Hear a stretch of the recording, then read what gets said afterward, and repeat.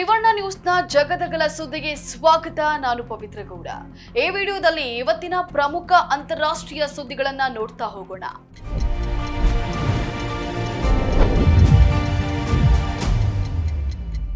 ವಿರೋಧ ಪಕ್ಷಗಳು ದೇಶ ವಿರೋಧಿ ಚಟುವಟಿಕೆಯಲ್ಲಿ ತೊಡಗಿದ್ದಾವೆ. ಅದಕ್ಕೆ ಅಂತಾನೆ ದೇಶದಲ್ಲಿ ತುರ್ತು ಮಿಲಿಟರಿ ಆಡಳಿತವನ್ನ ಹೇರಿದ ದಕ್ಷಿಣ ಕೊರಿಯಾ ಅಧ್ಯಕ್ಷ ಯೂನ್ ಸುಕ್ ಯೋಲ್ ಕೆಲವೇ ಗಂಟೆಗಳಲ್ಲಿ ಆ ಆದೇಶವನ್ನ ಹಿಂದಕ್ಕೆ ತೆಗೆದುಕೊಂಡಿದ್ದಾರೆ. ದಕ್ಷಿಣ ಕೊರಿಯಾದಲ್ಲಿ ರಾಷ್ಟ್ರೀಯ ತುರ್ತು ಪರಿಸ್ಥಿತಿ ಮತ್ತು ಮಿಲಿಟರಿ ಆಡಳಿತವನ್ನ ಘೋಷಣೆ ಮಾಡಿದ ಕೆಲವೇ ಕ್ಷಣಗಳಲ್ಲಿ ಯೂನ್ ಸುಕ್ ಯೋಲ್ ವಿರುದ್ಧ ಅಲ್ಲಿಯ ಶಾಸಕರು ಬಲವಾಗಿ ವಿರೋಧವನ್ನ ಮಾಡಿದ್ದಾರೆ.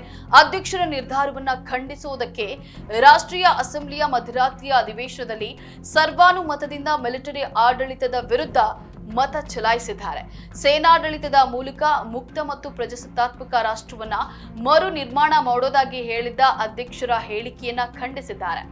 ದಕ್ಷಿಣ ಕೊರಿಯಾದಲ್ಲಿ 1980ರ ನಂತರ ಮೊದಲ ಬಾರಿಗೆ ಮಿಲಿಟರಿ ಆಡಳಿತ ಜಾರಿಗೆ ಬಂದಿತ್ತು.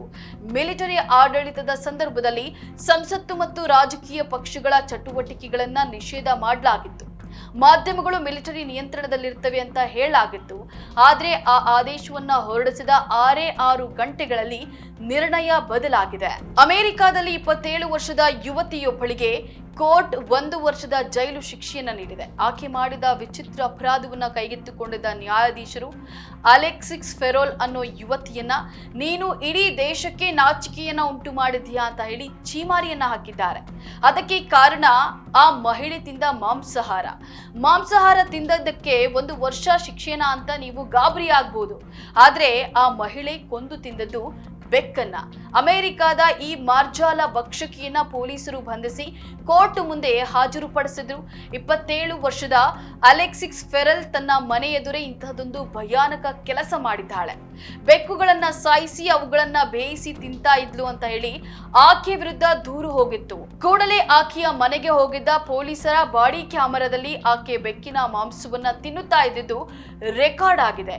ಈ ಪ್ರಕರಣ ಕೋರ್ಟ್ ಮೆಟ್ಟಿಲೇರಿದ ಬಳಿಕ ನ್ಯಾಯಾಧೀಶ ಫ್ರಾಂಕ್ ಫುಚೈನ್ ಇದೊಂದು ರಾಷ್ಟ್ರೀಯ ಮುಜುಗರ, ಏಕೆ ಮಾಡಿದ ಕೃತ್ಯದಿಂದ ಇಡೀ ದೇಶಕ್ಕೆ ಮುಜುಗರ ಉಂಟಾಗದೆ ಅಂತ ಹೇಳಿ ಚೀಮಾರಿಯನ್ನ ಹಾಕಿದ್ದಾರೆ. ಪೂರ್ವ ಜೆರುಸಲೆಂ ಸೇರಿದಂತೆ 1967ರಿಂದ ಆಕ್ರಮಣ ಮಾಡಿಕೊಂಡಿರೋ ಪ್ಯಾಲೆಸ್ತೈನ್ ಭೂಪ್ರದೇಶದಿಂದ ಇಸ್ರೇಲ್ ಸೇನಾಪಡೆಗಳನ್ನ ಹಿಂದಕ್ಕೆ ಪಡೆಯುವಂತೆ ಕರೆ ನೀಡುವ ವಿಶ್ವಸಂಸ್ಥೆಯ ಸಾಮಾನ್ಯ ಸಭೆಯ ನಿರ್ಣಯದ ಪರವಾಗಿ ಭಾರತ ಮತ ಚಲಾಯಿಸಿದೆ. ಪಶ್ಚಿಮ ಏಷ್ಯಾದಲ್ಲಿ ಸಮಗ್ರ ನ್ಯಾಯಯುತ ಮತ್ತು ಶಾಶ್ವತ ಶಾಂತಿ ಸ್ಥಾಪಿಸಬೇಕೆಂಬ ಕರೆಯನ್ನ ಭಾರತ ಪುನರ್ ಉಚ್ಚಾರ ಮಾಡಿದೆ.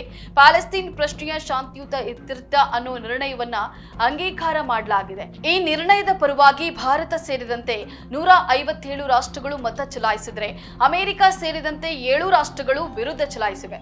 ಒಂದಿಷ್ಟು ದೇಶಗಳು ತಟಸ್ಥವಾಗಿ ಉಳಿದಿವೆ. ಇದಿಷ್ಟು ಇವತ್ತಿನ ಪ್ರಮುಖ ಅಂತಾರಾಷ್ಟ್ರೀಯ ಸುದ್ದಿಗಳು. ಮತ್ತೆ ಭೇಟಿಯಾಗ್ತಿರೋಣ. ನಮಸ್ಕಾರ.